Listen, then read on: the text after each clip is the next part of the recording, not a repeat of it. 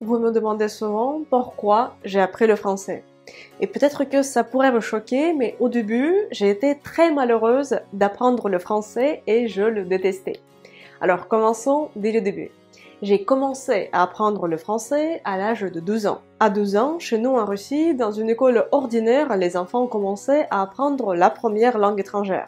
Et dans mon école, on pouvait choisir entre l'anglais et le français.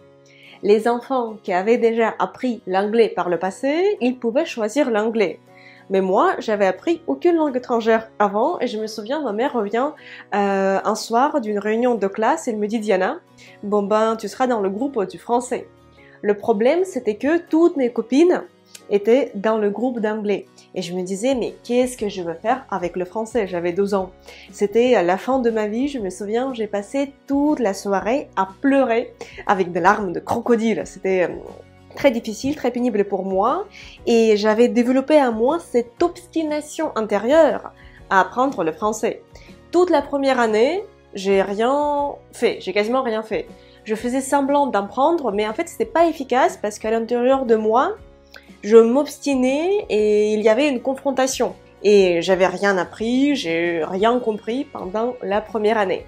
Et j'étais la meilleure de la classe et avec le français, j'ai eu bien et non pas très bien comme c'était toutes mes autres notes.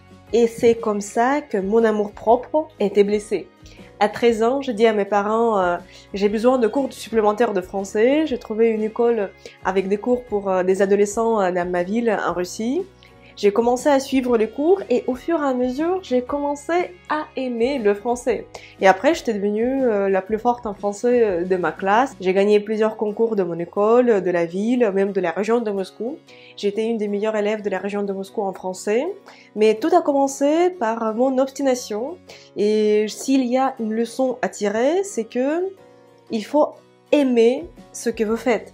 Ça sert à rien de détester une tâche que vous avez à faire. Si c'est quelque chose d'inévitable pour vous, peut-être que ce serait mieux de commencer à l'aimer et ne pas être trop obstiné parce que dans quasiment chaque chose, si ça fait pas du mal aux autres, on peut trouver des avantages. Écrivez s'il vous plaît dans les commentaires si ça vous est déjà arrivé de détester quelque chose et après commencer à l'aimer.